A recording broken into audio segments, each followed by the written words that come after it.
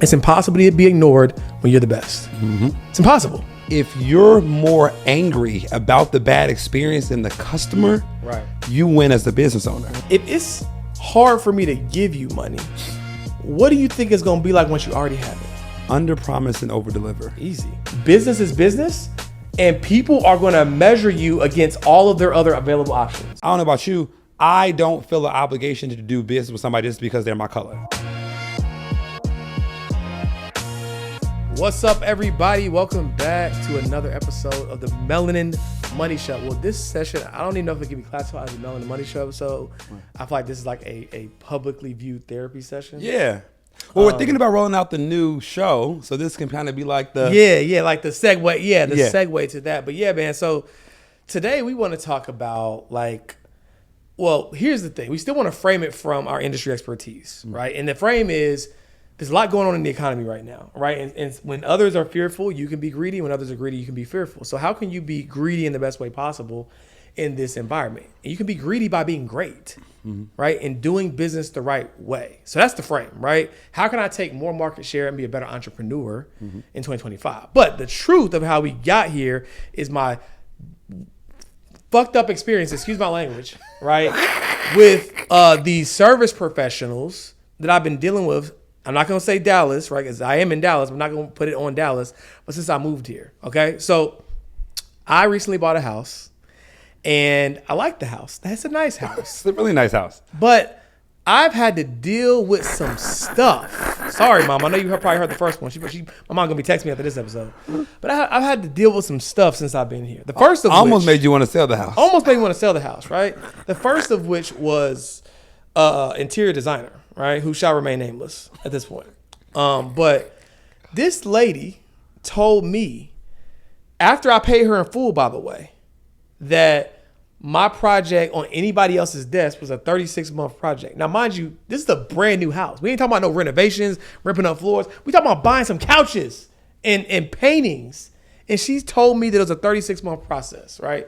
And so I say that to say, that was a precursor to somebody who just did not do business the right way. And she ain't the only one, but somebody who did not do business the right way, okay? And so how can you be a better entrepreneur so that you don't have to have your clients coming on their podcast talking about your ass? Okay? All right, so let's get into it, right? So my first one is honestly a question. Right? Okay. So I'm not Amazon. You're not. We can't ship people stuff overnight. We can't drone drop the deliveries the moment you press order. I get that, right?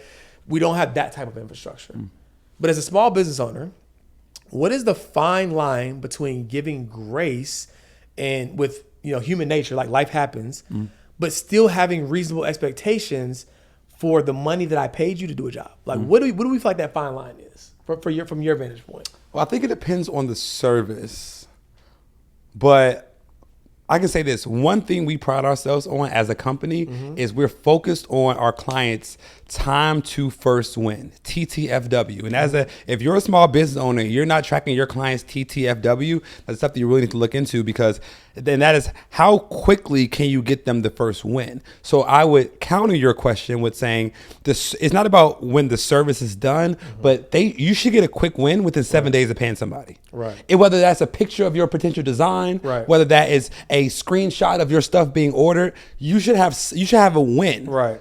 With at the most 7 business days from day of payment, in my opinion. Yeah. I would love to see it 72 hours, Facts. but time to first win should be no longer than a week, because if you go a week without giving somebody insight after they just paid you in full, by the way, paid you in full, they're gonna come. Like if you pay your customer and they reach out to you before you reach out to them again, you already lost. Whew, that's a bar. Facts.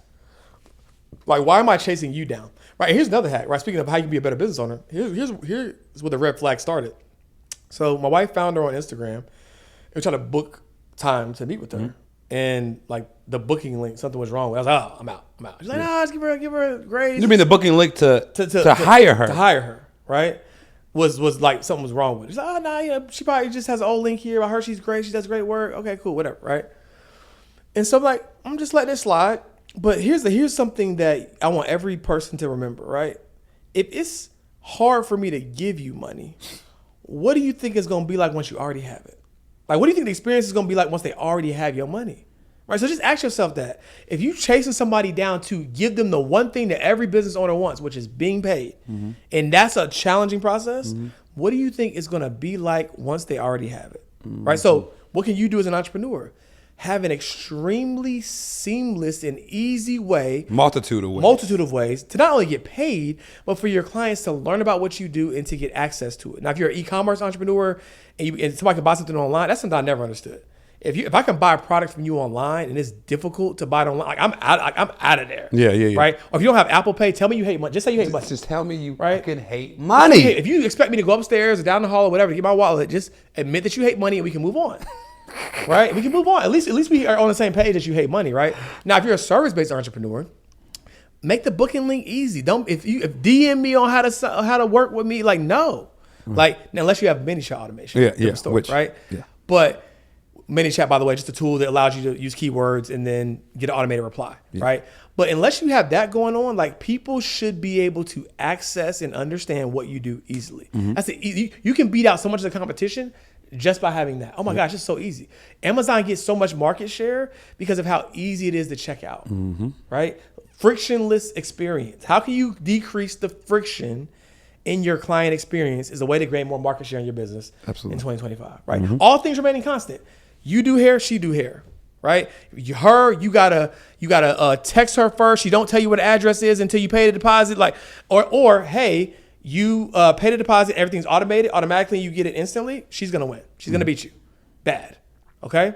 So how can you decrease the friction in your client experience? But the other thing I thought about is just like, and again, this is a real thing for me. So one of the guys that was supposed to be doing with surround sound for me, I don't think he listens to my podcast. Hopefully not. Yeah. Now I'm gonna use another example. So let's just say that somebody has like a death in the family or something, right? And again, the thing is with me, I'm gonna just speak from my own experience. I'm a naturally empathetic person, and if it's not like a life or death, surround sound is not life or death for me, right? Yeah. I just want you to set proper expectations. So if I reach out to you, say, hey, I got this going on personally, right? Realistically, it might be 2 weeks before I can get, is that okay? And then but you still got to ask, is it okay? Yeah. Don't say, hey, boss, I'm going to get to you tomorrow. And you know you can't get to me tomorrow. Yeah. Right? So the next thing you can do to take more market share and be a better business owner is set realistic expectations. Half the time it don't be that they didn't get it fast, is that they didn't get what they expected when they expected. Right? Versus just being honest. And here's what I did. I can speak from personal experience. So when I went through my health journey in 2016, right, I had clients at that time, and I didn't know exactly how long my recovery time was going to be, but I know somebody called me and I'm doing anything related to managing their money, they can't get a hold of me. They feel for me, but where you at? So I had to set up systems in place. Literally, I got pictures. I didn't tell my wife to take the picture. I got a picture of me in my bed, like, because I couldn't lay flat. Like, I was like on my laptop, sending emails, setting up the system of like, hey, this is going to be my response time. In the meantime, I contacted one of my colleagues who I've given provisional access to your account if you have a question. Like, I had to do that when I was in pain, the most excruciating pain in my life. I'm not saying it's fair. I'm not saying it's right. All I'm saying is you have to understand that business is business, and people are going to measure you against all of their other available options, right? And if they've already paid, and that's if they haven't given you money yet. If they've already paid you, then they're going to have implicit expectations on what they want from you. And I'm not saying it's right or wrong. I'm just saying those are the facts. Yep. So then you got to ask yourself, if you're not currently having a health situation or everything is moderately okay, what can I do to put systems in place and set the right expectations so that when, not if, when something happens, whatever it might be, I am going to be okay. It's not about being perfect. We're imperfect entrepreneurs, right? It's about, matter of fact, I'll put it this way. No one leaves a bad review about the cold steak. They leave a bad review about how you handled the cold steak, right? So if you came out and said, oh my gosh, I can't believe it's undercooked. Here's what we're going to do. Actually going to upgrade you to a filet mignon, and we're going to give you a gift card to come back to, so that when you can see how our experience is like without flaws. Is that okay? Do you think that person's going to, that restaurant? I actually think that an adverse experience is one of the best ways to turn a regular person into a raving fan. Correct. You know what I'm saying? Because it's like you said, it's not about the bad thing that happens. It's about the response to the bad thing that happens. And what I learned is that if you're more angry about the bad experience than the customer, right, you win as the business owner, right? So if you do something wrong and the customer says something is wrong and you are more irate about it and want to flip tables more than them, they're like, well, actually, it's not that big of a bad. No, yes, it is. And then that would be like, yo, because everybody wants to feel taken care of. Everybody wants to feel important. So I think to answer your question about if something happens to a person, like what's the grace period? I think the reason why people don't have that much empathy for the grace period is because I did business with a Social Security. I did business with an EIN, not a Social Security number. You know what I'm saying? Yeah. Like, and rest his soul to Steve Jobs when he passed away. You know, Apple. Like, you know, it's just like when people pay for business to pay to do business with you, they didn't sign up for your personal problems. Now you can communicate your personal problems to them, but you also need to communicate the solution to that problem and don't leave them in you know the weights of unknown. You know what I'm saying? So I think there's a grace period, but I think the best thing a business owner can do is I don't want to guess the grace period. You tell me what the grace period should be, and I let you know if I'm okay with that grace period. Or I just refund my money, and then you can have as long as period as you need. Yeah, you have to be willing to give up money or lose money, right? If you can't deliver as expected. You accepted money on the premise of delivering the service. Something happened, whatever it might be. So the question becomes, all right, either one, do I have a solution that is on par with you still getting the exact same experience? Or am I willing to credit you as a subsidy for not providing that experience? Or am I going to have somebody else fulfill it on my behalf and you still get the same experience, but because it's not me, now I got to pay them? Yeah. Right? But something has to happen, and that's what you have to accept as a business owner. But what you can't expect is that, and be mad at the person, like, man, I can't believe, man, such and such going on, and I was sick. Like, you're right. 04, I'm about to say my real social security number, but yes, you were sick. Yeah. But the business, right? Like, I signed up to pay the business. Yeah, and as cold as that might sound, right? You have to understand like what you signed up for, right? And again, the beautiful part about it is, again, depending upon the nature of your business, you'll get some grace, right? At least being honest and setting proper expectations when things shift, right? But you still need to, you don't want that to set a precedent that is the standard. Yep. Right? Things do happen, but if they always happen, and now that becomes the standard, and now people are just gonna stay away from you. Yep. Like, she's a good person, but like, yeah. You know what I'm saying? Don't do business with her. And you don't want that standard. Yeah. Right? And you can't blame people if that's the precedent that you set, because you train people how to treat you. Everybody has two friends. They have the friends that's always early, right? And they know if I'm gonna meet them somewhere, like, shoot, you know, oh, he already there, bro. You got the other person, why you ain't left the house yet? Man, you know, we being so-and-so, they gonna be there in 2 hours. What you talking about? And you train people how to treat you. And that's the same thing in business, right? If you don't respect the business, how do you expect your clients to respect it?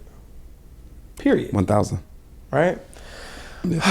How many bad experiences have you had this year with service providers, man? Okay, so we had the mold company. Really, well, let's just say, I'll say about 5 or 6. But the general sentiment, here's the business opportunity in that, is that most people are not good entrepreneurs. They're decent technicians. Yeah. Right. So the business opportunity in that, which is why you see like a lot of baby boom people trying to buy baby boomer businesses, is like, oh, you just really know how to cut grass, bro. Or like, you just really like, but you don't have a business system around it. You know how to clean pools, but you don't have a business system around it. Like, there's so many businesses of things that the average person would never want to do. Yeah. But if you just put in a booking link and the person showed up on time, you would be ahead of most of the businesses. Yeah, I think the sentiment is like it's almost never been as easy as it is now to win in business, because so many people are bad at business. Right. Because what ended up happening was, with the pandemic, it gave people the time to realize that they have a skill set outside of their job, which is great. But just because you have a skill set at doing something doesn't mean you should have a business doing something. Right. And what ended up happening is that all these technicians ended up starting businesses. Right. And they were making money. Cool. Now we have a marketplace full of technician business owners that are good at what they do, but are not good at running a business. Right. And let's be real, small business owners want to do business with other small business owners, so they can say, I support it as small business owners, especially black business owners. Right. Want to say we want to keep the money in our economy. But if you're good at painting walls, but you don't have any business acumen about how to book, how to pay, payment processor, timeline, CRM, all these things, then like you're not setting yourself up to win. I think it's an opportunity with systems and AI to get better. Right. But like, I don't know about you, I don't feel an obligation to do business with somebody just because they're my color. I no longer feel that obligation because I've had so many experiences where I tried to do that and it didn't work out. Right. And I'm mad at them and myself for trying to give them a job I knew they probably wasn't ready for. Right.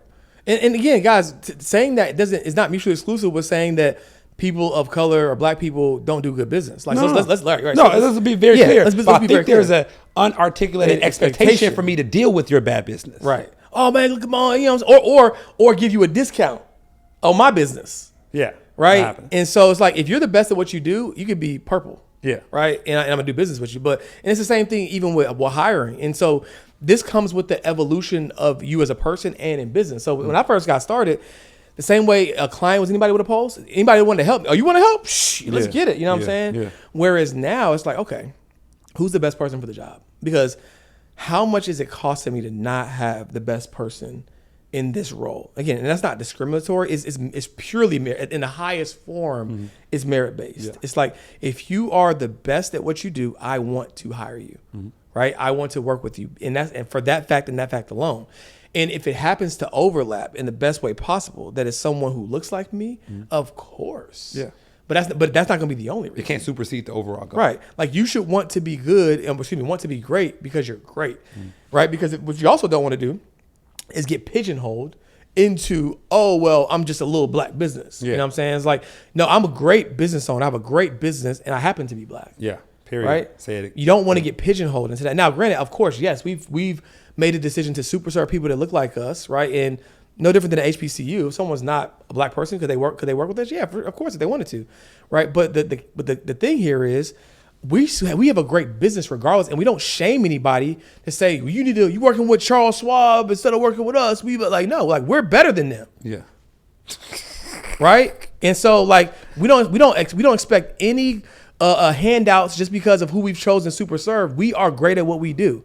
We are world class at what we do. We helped our clients improve their net worth by $100 million last year, and we're going for $200 million this year. Right. Next podcast, I'll have the stat on how much money we saved them in taxes, how many estate plans we've had in place, how much enforced life insurance. Right. So we're just the best. Right. And so it doesn't matter who we're serving. We don't need any handouts or we don't need any special tax credits because we are going to be world class regardless. And here's the truth. It's impossible to be ignored when you're the best. It's impossible. Right? It's impossible. So keep that in mind. If you feel like you're being discriminated against, you feel like you're being held back, they'll find you if you're good at what you do. I promise you. You will be found. 1,000. Every day of the week and twice on Sunday. It's just a matter of holding yourself to that standard of being the best. Right. And one of the best pieces of advice I can give to entrepreneurs out there that's trying to be the best is underpromise and overdeliver. Easy. And I'll never forget the story. I'll pass it on to you all if I haven't said it on the show already. It happened to me in real life, so the story resonated with me. If you're about to get on a Greyhound bus and it says it's going to take you 2 hours to get to your destination, and you get there in 3, what are you going to be? You're going to be upset. Okay, cool. But if you take the same Greyhound bus, they had 2 hours to get to the destination. I'm sorry. Say it again. If you were about to hop on a Greyhound bus and they told you to get there in an hour, but you got there in 2, you wouldn't be upset. But you would be upset. But if you hopped on a Greyhound bus and it said that you'll get there in an hour, but you got there in 30 minutes, you're happy. It still took you an hour to get there, but the expectation changed. So if you as a business owner can set the expectation further away and then you supersede that expectation, it's almost like giving yourself a own compliment. Hey, we're going to help you save $10,000 in taxes. Help you save 30. I knew I could help you save 30 the whole time, but I told you 10 because now you're going to say I did 3 times better than what I did. But if I say I will say you 40 and I say you 30, you upset. Yeah. Same amount, but expectation. Expectations will save you so much in this lifetime if you let it, right? And I think the thing is like when you're a new entrepreneur, there's 2 things that people make mistakes on. You want to know everything, right? Because you feel a little bit inadequate if it's like, oh my gosh, I'm supposed to know everything. I remember like it was yesterday, and I'm so glad I learned this lesson early. There's this guy, he was definitely the richest guy in the room, and he kept slowing people down. Hold on, wait, I don't understand that. Run that back. And here, everybody in the room just got their shoulders dropped, and they had so much at ease because everybody else, like me, the young 23-year-old, we wanted to have it all figured out and make it sound like we knew what was going on. When we saw the seasoned guy who we all knew was crushing it, he was like, I don't understand that. Can you break that down for me? He disproved this idea that you have to have it all figured out, right? And new entrepreneurs, oftentimes the reason why they overpromise is because I don't want to say that I don't know how to do this thing. We do virtual summits, right? And now don't get it twisted. Me and Carter know a lot, right? But somebody might ask Carter about a nonprofit nuance from a tax standpoint. He'd be the first one to say, like, not my cup of tea. Right, someone might ask me about a trust from the Cayman Islands submerged under the water, right, with a 10-pound weight on it, and I might say, well, number one, I wouldn't do it, but if it does exist, I'm not your guy who's going to be able to break that down for you, right? So there's so much liberation in simply staying in your lane, especially new entrepreneurs. Stop comparing yourself to your idols in your industry and worry about the people that you're serving. You so busy like, oh, I got to be this great, or I got to talk about these things or have this skill set, when you only got to be 3 steps ahead of the person that you're trying to serve. You'll save yourself so much stress, so much time, so much energy, so much pressure by stop comparing yourself to other people in your industry. What does the person you're trying to serve, what do they want? What do they need? And I guarantee you know more than them. And if you lean into that, you'll be great. You know how many people in the financial service industry focus on budgeting, right? And make great money. They don't know what me and Carter know, but they're staying in their lane because guess what? The moment they veer out their lane, they're going to get hurt. No pun intended, right?